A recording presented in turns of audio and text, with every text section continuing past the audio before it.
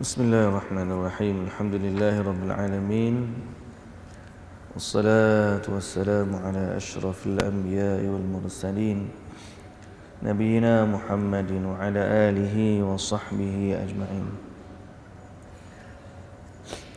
Rabbi shrah li sadri wa yassir li amri wahlul 'uqdatan min lisani yafqahu qawli, amma ba'du. Alhamdulillah, syukur pada Allah. Hari ini kita akan sambung lagi bacaan kita dari surah Al-Fatihah. Maka kita ulang sekali lagi bacaan dia, sama-sama kita baca. A'udzu billahi minasy syaithanir rajim.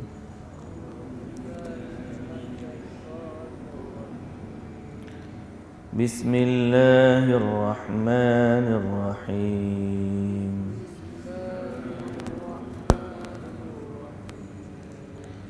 Alhamdulillahi rabbil alamin.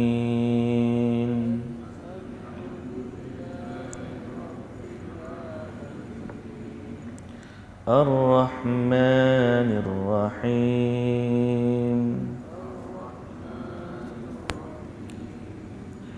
Maliki yaumiddin.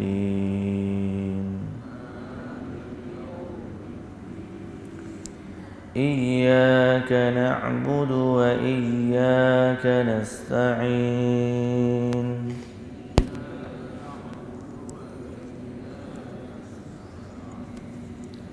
Ihdinas siratal mustaqim.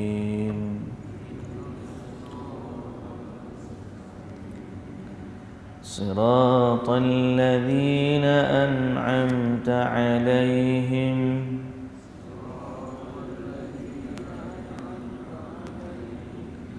غير المغضوب عليهم ولا الضالين.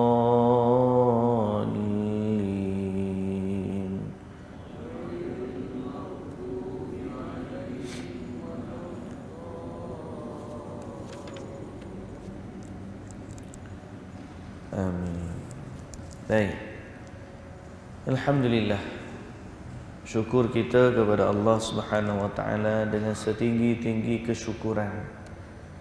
Kerana dari Dialah Allah, Tuhan yang berhak untuk disyukuri. Dialah Allah, Tuhan yang berhak untuk dipuji. Dan tidak ada yang layak dipuji melainkan Allah. Kerana segala nikmat yang kita ada pada hari ini datangnya dari Allah. Nyawa kita pun datang dari Allah.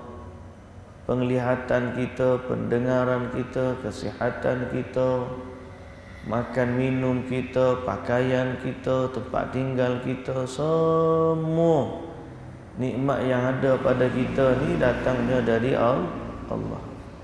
Maka Allah lah satu-satunya Tuhan yang layak dan berhak untuk dipuji, dan Allah lah satu-satunya Tuhan yang berhak serta layak untuk disembah.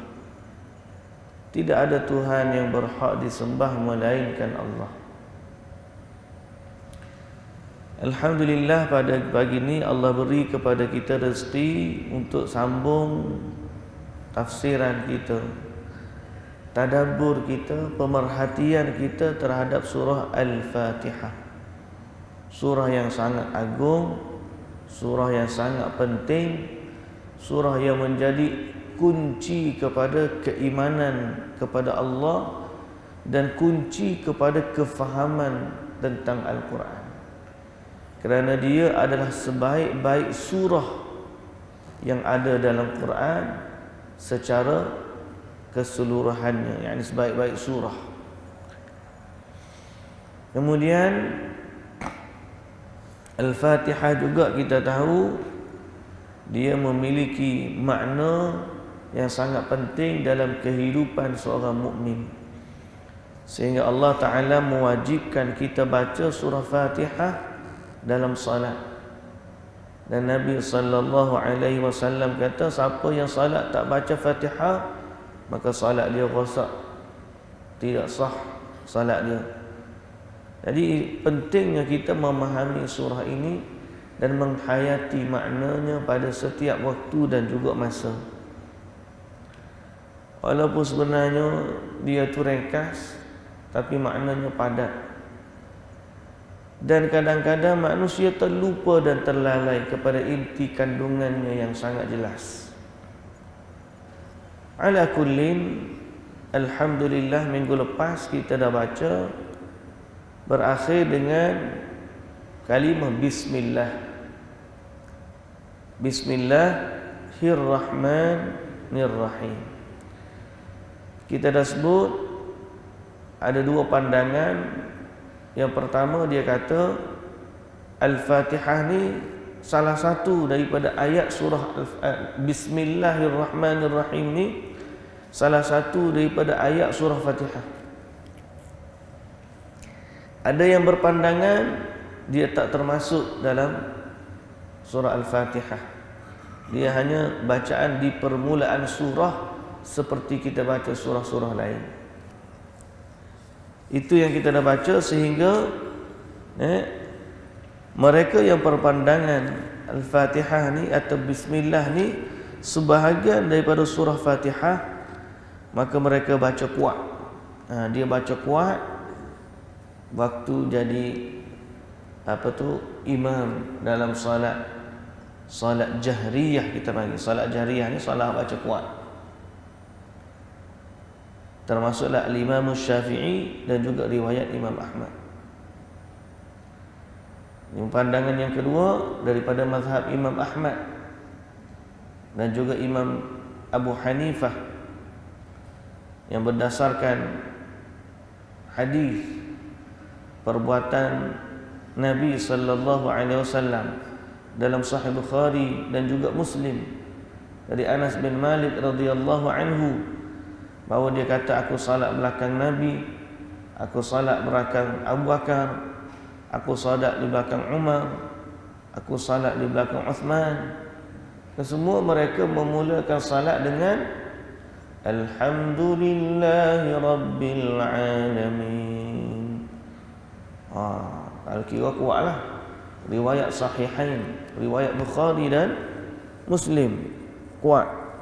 Waktu mazhab Imam Ahmad, dia walaupun mungkin sebahagiannya mengiktiraf surah Bismillah masih satu ayat daripada surah Fatihah, tapi sifat dia dibaca perlahan sebab kita ikut Nabi. Dia kata Nabi baca perlahan, kita baca perlahan. Sebab hadis tadi Anas radhiyallahu anhu kata, aku sembahyang belakang Nabi, aku sembahyang belakang Abu Bakar, aku sembahyang belakang Umar, aku sembahyang belakang Uthman.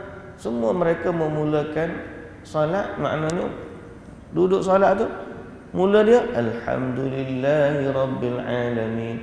Jadi mereka mazhab Hambali dan juga Hanafi, dia baca Bismillah tu baca, tapi perlahan je, Bismillahirrahmanirrahim. Lepas tu baru dia keluarkan Alhamdulillahi Rabbil Alamin, supaya nak sama dengan hadis tadi.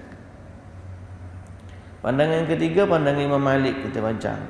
Mazhab Malikiyah, mazhab Malik, dia kata berdasarkan hadis yang sama juga, dia tak baca langsung Bismillah, tidak baca kuat, tidak juga baca perlahan. Dia terus baca Alhamdulillahi Rabbil Alamin. Itu mazhab Malik. Itu dari sudut hukum membacanya. Adapun hari minggu lepas kita berhenti pada kalimah Allah. Nama Allah yang paling agung iaitulah Allah, Ismullahil A'zam. Dan Allah ni dia memiliki 99 nama. Malah dalam hadis Allah Azza wa Jalla juga memiliki nama-nama yang hanya Allah ketahui, lebih daripada 99.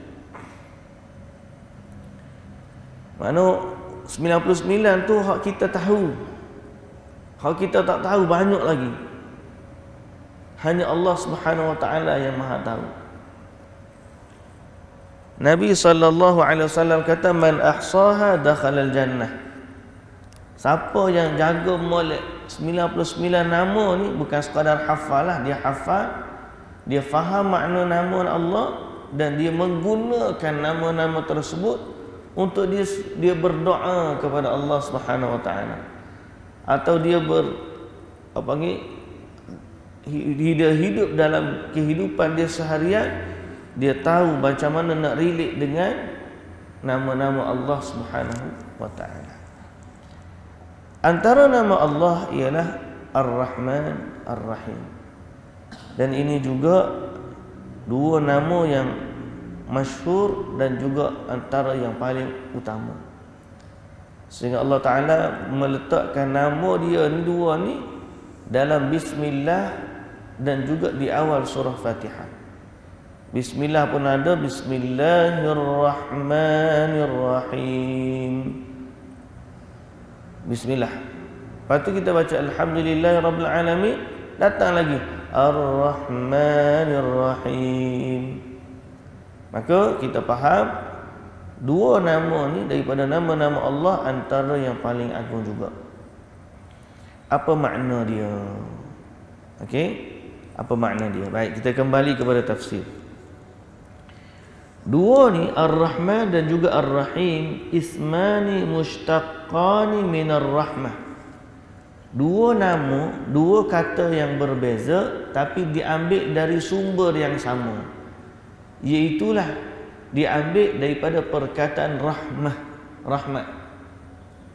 Ar-Rahman pun diambil daripada rahmat, Ar-Rahim pun diambil daripada rahmat, yang menunjukkan bahawa Allah Azza wa Jalla memiliki sifat rahmat dan kasih sayang yang sangat luas. Memiliki kasih sayang yang sangat-sangat luas. Sehingga dua perkataan itu hampir-hampir sama saja maknanya. Hampir saja sama maknanya. Berkata Al-Imam Al-Qurtubi, huma bimakna wahidin kanadmani wa nadim. Dua ni seperti maknanya lebih kurang satu je, seperti kalimah nadmani wa nadim. Mana Rahman pun kasih sayang, Rahim pun kasih sayang. Okey. Tapi bila dipisahkan,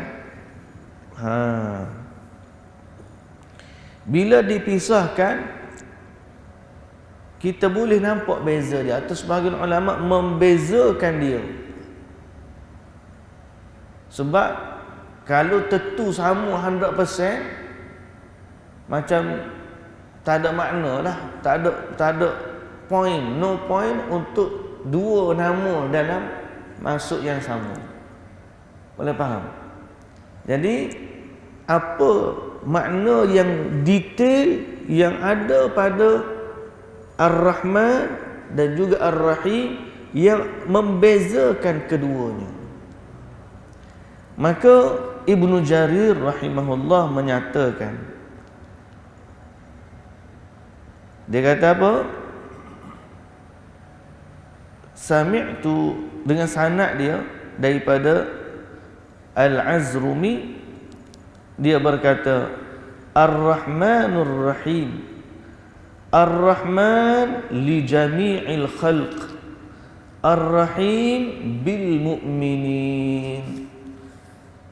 Kalimah Rahman menunjukkan kasih sayang untuk sekalian makhluk, sedang kalimah Ar-Rahim adalah kasih sayang khas kepada orang-orang mukmin. Kerana Allah Ta'ala sebut wa kana bil mu'minina rahima, wa kana bil mu'minina rahima. Jadi Rahman ni kasih sayang yang umum meliputi semua makhluk. Rahim pula kasih sayang khusus yang hanya Allah Ta'ala limpahkan kepada orang-orang yang beriman.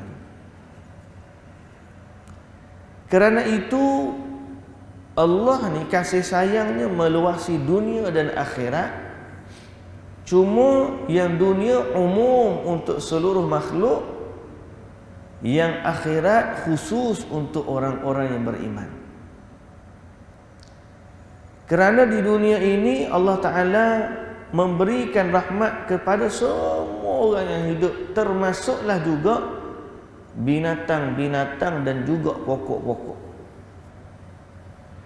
Binatang-binatang, bila ibu binatang melahirkan anak binatang, ada rasa sayang daripada hati anak, daripada hati ibu binatang tu terhadap anak binatang, sehingga dia jaga je anak dia sampai dia besar. Dia bagi makan, dia jaga, dia lindungi, sampailah anak tu besar boleh jalan sendiri, barulah dia lepaskan. Ada ibu pergi cari makan, burung dekat terbang seluruh ni simpan makanan dalam pipi dia. Bila sampai kat sarang, dia pun suap ke anak-anak dia. Ada kasih sayang tak? Ada. Daripada mana kasih sayang itu? Daripada Allah yang Maha mencipta mereka. Kerana Allah Tuhan yang mencipta sekalian makhluk ni adalah juga Tuhan yang menamakan dirinya dengan kalimah, dengan nama Ar-Rahman. Nampak? Jadi ibu bapa mengasihi anaknya dari kalangan manusia, itu lebih-lebih lagi lah muka dia cerdik. Hak binatang, hak tak boleh mikir macam kita ni pun sayang ke anak-anak dia. Tengok anak ayam duk jalan belakang ibu ayam, anak itik duk belakang, duk jalan belakang ibu itik, ikan duk berenang di belakang ibu dia. Semua ni kasih sayang. Macam mana semua makhluk ni ada sifat kasih sayang? Kerana Allah yang mencipta mereka telah melimpahkan ke atas mereka rahmat dan kasih sayang di dunia. Dan itulah namanya Ar-Rahman. Adapun Ar-Rahim, Ar-Rahim adalah kasih sayang yang khusus untuk orang-orang yang beriman sahaja. Kerana dia adalah kasih sayang di hari akhirat. Kasih sayang Allah di hari akhirat hanya bagi orang-orang yang beriman. Orang kafir tak ada dah. Mereka akan dihumban ke dalam api neraka. Binatang-binatang yang jahat pun akan kembali menjadi tanah setelah daripada dihukum secara qisas oleh Allah di padang mahsyar. Makhluk-makhluk yang lain tak ada dah. Pokok, batu-batan apa semua. Yang tinggal ya apa yang Allah Ta'ala ciptakan untuk hari akhirat. Jadi daripada perkara dunia yang datang ke akhirat ni, Allah Ta'ala akan sambut orang-orang yang beriman sahaja. Adapun orang yang tidak beriman, mereka akan dihumban ke dalam api neraka dan dibakar dengan batu batan bersama-sama dengan mereka. Wal'iyadzubillah. Tapi besar mana bandingan rahmat dunia dengan bandingan rahmat akhirat? Besar mana? Sebesar mana bandingan rahmat dunia dan juga rahmat akhirat? Jawapan dia bandingannya 1:99.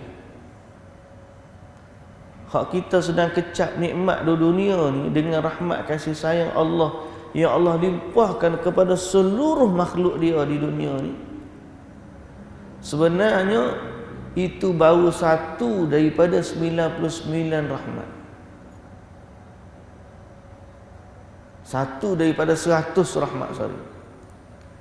Ada 99 lagi rahmat yang Allah Ta'ala tak limpahkan. Ini berdasarkan hadis Nabi SAW. Nabi kata Allah dia cipta atau dia memiliki 100 rahmat, 100 kasih sayang. Satu dia limpahkan ke dunia. Dan Allah simpan kasih sayangnya sepenuhnya untuk hari akhirat hanya kepada orang-orang yang beriman. Oh, kena tu dapat tu dahsyat. Baik, habis yang tu. Yang seterusnya kita masuk kepada makna ayat surah Alhamdulillahi Rabbil Alamin. Bila kata Alhamdulillahi Rabbil Alamin, bahasa kita kata segala puji bagi Allah, Tuhan sekalian alam. Kenapa kita kata segala puji? Daripada mana mari perkataan segala ni tuan-tuan? Segala daripada mana? Kalau kita mengaji bahasa Arab, segala ni kullu atau jami' semuanya, keseluruhannya. Tak ada pula kita tengok sini. Daripada mana asasnya diterjemahkan segala puji? Kalau kita ngaji bahasa Arab, alhamdu puji, betul.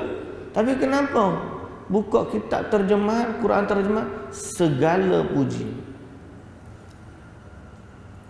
Jawapan dia, kerana pujian dalam ayat ini terdapat padanya alif dan juga lam di depan. Alif lam. Dan antara fungsi alif lam menunjukkan lil istighraq. Bahasa Arab ni panggil lil istighraq, maknanya meliputi kesemuanya. Maknanya bila sebut segala puji, bila sebut puji, semua perkara, segala puji dalam dunia ni layak diberi kepada Allah sahaja.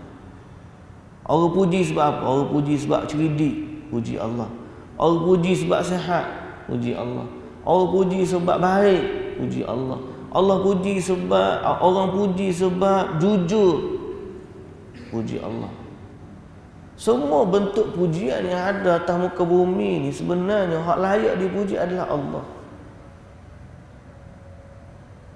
Hak lain daripada Allah tak layak dipuji. Hatta kita sendiri pun, hak kita doa baik orang puji, terima kasih lah awak, terima kasih lah pak cik, terima kasih lah adik. Hak orang kata terima kasih tu, waktu kita tolong dia, kita tolong dengan nikmat Allah yang ada pada kita. Kalau dengan kedrak kita sendiri, tak tertolonglah kita. Tenang. Jadi segala puji ni memang betul hanya layak yang dipuji ni Allah sahaja. Allah sahaja. Jadi segala bentuk pujian atas muka bumi ni sebenar-benarnya patutnya diberikan hanya kepada Allah. Satu istighraq. Yang kedua kita kata dalam bab nikmat yang tersangat banyak ni sehingga kita lupa ataupun kita rasa kurang kesyukuran kita kepada nikmat-nikmat Allah yang terlalu banyak kepada kita.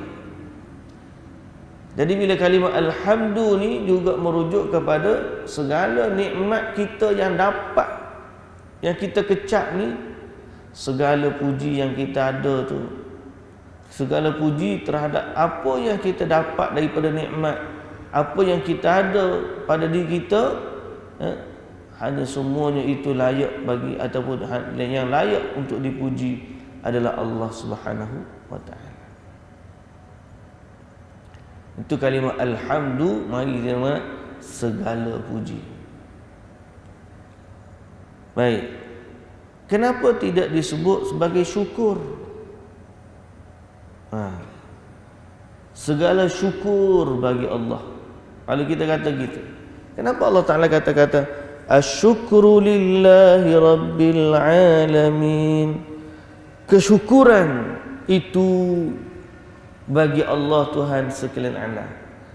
Kenapa tak sebut syukur? Allah Ta'ala sebut puji. Kenapa? Kerana syukur dan puji ni ada kaitan di antara keduanya. Satunya bersifat umum, satunya bersifat khusus. Makna satu tu termasuk dalam satu yang lain. Contohnya apa? Ataupun tak sebut contoh lah, sebut terjemahan lalu. Falhamdu a'ammu minasyukr min haitsu ma yaqa'ani alaihi. فلأنه يكون على الصفات اللازمة والمتعدية.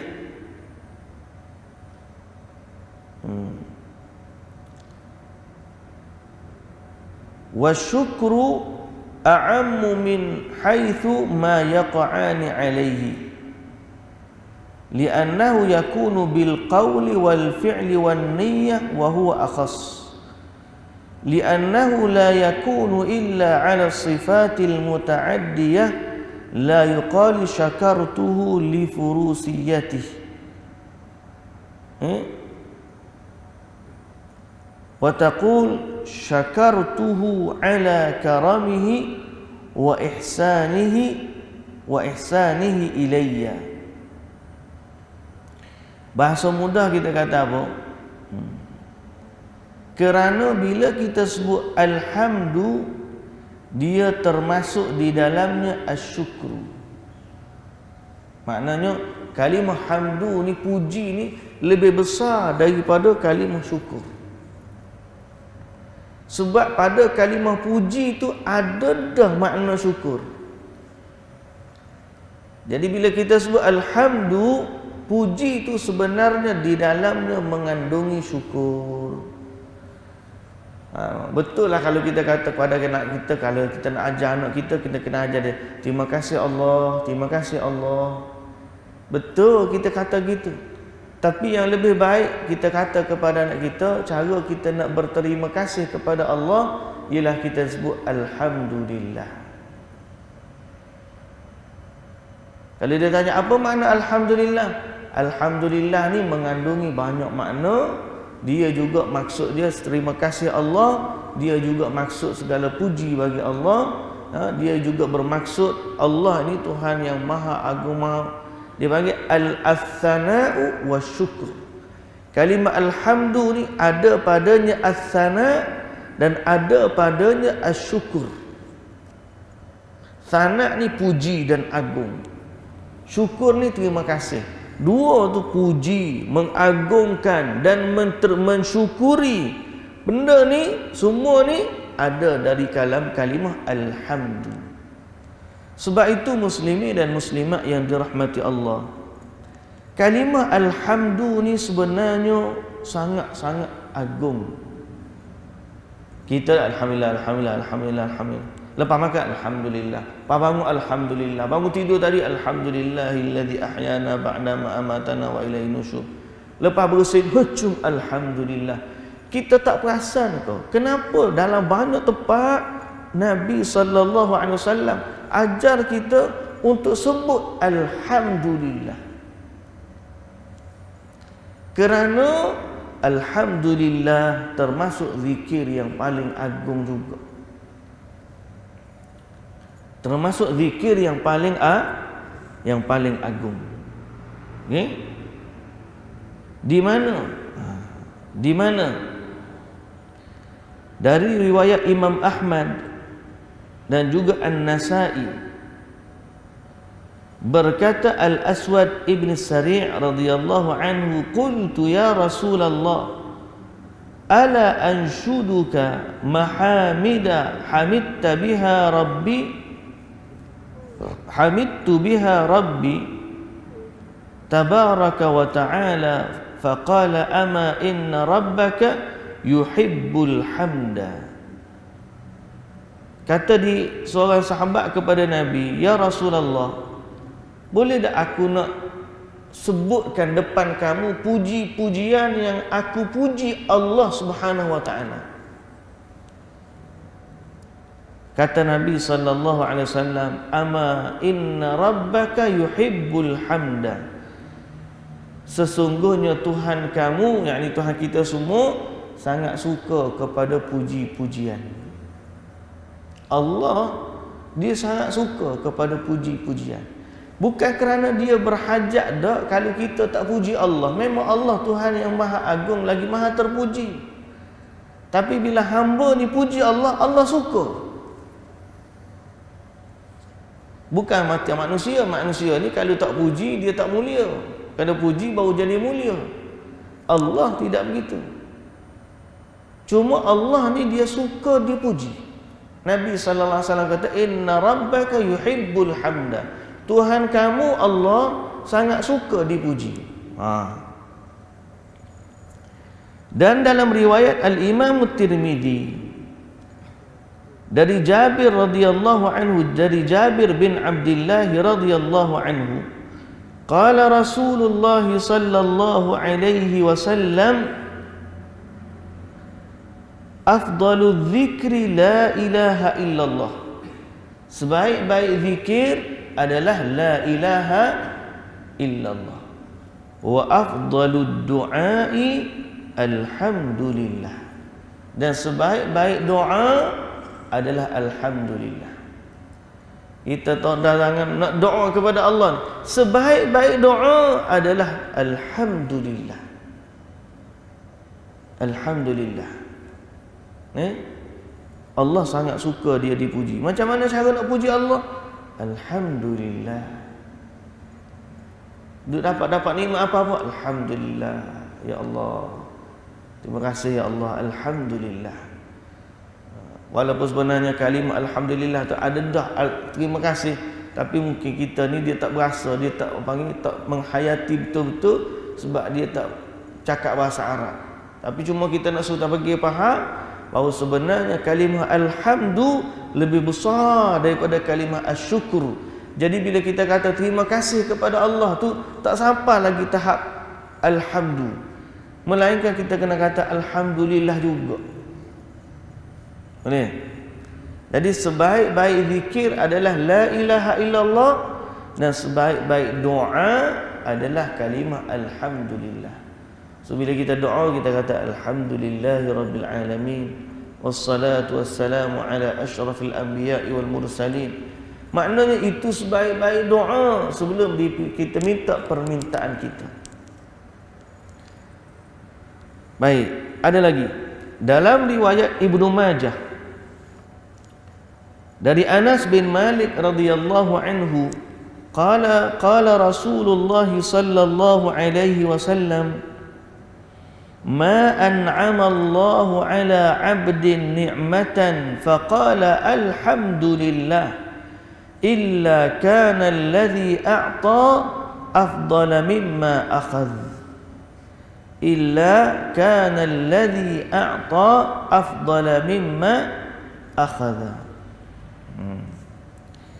Kata di Anas bin Malik radhiyallahu anhu, Rasulullah sallallahu alaihi wasallam bersabda, tidaklah Allah memberi nikmat kepada seseorang hamba dengan satu nikmat, kemudian dia berkata alhamdulillah. Dia kata alhamdulillah, melainkan adalah yang memberi itu lebih baik daripada apa yang dia ambil. Okay? Bila dia kata alhamdulillah pada nikmat Allah yang dia dapat, maka apa yang dia beri walaupun dia tak makan tak guna, dia bagi kepada orang nikmat tersebut, maka itu lebih baik bagi dia daripada apa? Daripada dia ambil nikmat. Bererti kalimah alhamdulillah tu sendiri lebih baik daripada nikmat hak dia dapat. Boleh faham tak? Kita dapat satu nikmat, kita pun kata alhamdulillah. Seorang lagi dapat satu nikmat, dia memakan nikmat tersebut. Mana besar orang ni? Besar orang kata alhamdulillah. Dia dapat nikmat puji Allah tu adalah satu nikmat dah. Puji, dia dapat nikmat tu lalu dia puji Allah, maka dia mendapat nikmat yang lebih besar daripada nikmat hak dia dapat. Boleh faham? Bila orang tu dapat nikmat, dia pun kata alhamdulillah. Maka sesungguhnya nikmat mengucapkan alhamdulillah itu lebih besar daripada nikmat yang dia dapat tadi. Walaupun dia tak ambil nikmat hak dia dapat. Okay? Dia dapat satu rezeki, harta, dia dapat gaji, alhamdulillah. Tiba-tiba sampai tengah jalan ada orang minta hak dia ada. Dia pun bagi pada orang tu minta. Nah, jadi dia tak sempat guna pun nikmat hak dapat. Tapi dia dah dapat, dia sebut dah alhamdulillah. Sesungguhnya nikmat sebut alhamdulillah tu lebih besar daripada nikmat dia guna. Dia guna nikmat tu. Asya'allah. Kalimah tu saja. Muslimin dan muslimat yang dirahmati Allah Subhanahu wa taala. Dalam Sunan Ibnu Majah pula. Dalam Sunan Ibnu Majah, anna 'abdan min ibadillah. Rasulullah sallallahu alaihi wasallam bersabda dari Ibnu Umar radhiyallahu anhuma, anna 'abdan min ibadillah qala ya rabbi lakal hamdu kama yanbaghi li jalali wajhika wa 'azimi sultanik. Fa'addalat bil malakaini falam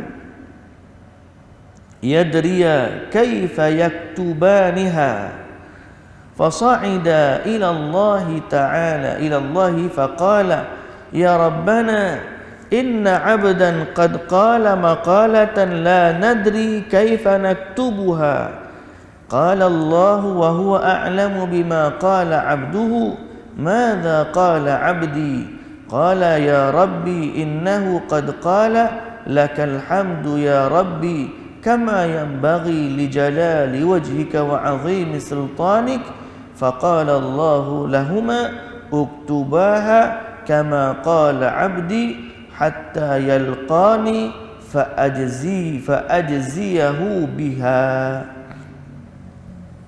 Hadis dari riwayat Ibnu Majah yang disebut kelebihan, ini fadail, kelebihan dari kalimah alhamdulillah. Hamdan yanbaghi li jalali wajh kama yanbaghi li jalali wajhika wa 'azimi sultanik. Biasa kita baca dalam doa lah. Alhamdulillahirabbil alamin hamdan kama yanbaghi li jalali wajhika wa 'azimi sultanik. Ya Rabbana lakal hamdu kama yanbaghi li jalali wajhika wa 'azimi sultanik. Maksud dia, wahai Tuhan, bagimu segala puji seperti mana yang layak dan patut dengan keagunganmu dan dengan kebesaran sultan, kekuasaan. Okey? Jadi hamba tu bila sebut lagu tu, Nabi kata tidak ada seorang hamba pun dia puji Allah dengan pujian tersebut. Ya Rabbana lakal hamdu, ya Allah bagimu segala puji, kama yang bagi li jalali wajhika wa 'azimi sultanik, seperti mana yang layak dengan keagungan dan kemuliaanmu. Bila dia kata begitu, kata Allah, maka dua malaikat yang datang, dua malaikat nak tulis apa hak dia sebut. Lalu dua tu tak tahu nak tulis lagu mana. Kama yang bagi, banyak mana ni, setinggi mana, setahap mana nak tulis puji ni. Maka dua-dua tu tanya Allah Subhanahu wa taala. Wasa'ida, dia tanya Allah Subhanahu wa taala. Dia kata, ya Allah, ada satu hamba dia pujimu dengan pujian yang kami tak tahu nak tulis lagu mana. Allah Ta'ala pun tanya, dia, hamba aku kata apa? Padahal Allah tahu dah. Malaikat tu katalah, dia pujimu dengan pujian yang patut dan layak bagimu. Kama yang bagi li jalali wajhika wa 'azimi sultanik. Jadi Allah Ta'ala kata, kamu tulislah seperti mana yang dia sebut. Nanti pada hari akhirat nanti aku akan ganjari dengan apa yang layak pula untuk dia. Dia puji Allah dengan puji-pujian yang layak bagi Allah, maka Allah Ta'ala akan ganti dengan kenikmatan dan pahala yang layak dengan kebesaran dan juga keagungan Allah. Kalau Allah memberi dengan keagungan dia, Allah ni dia maha agung, maha pemurah.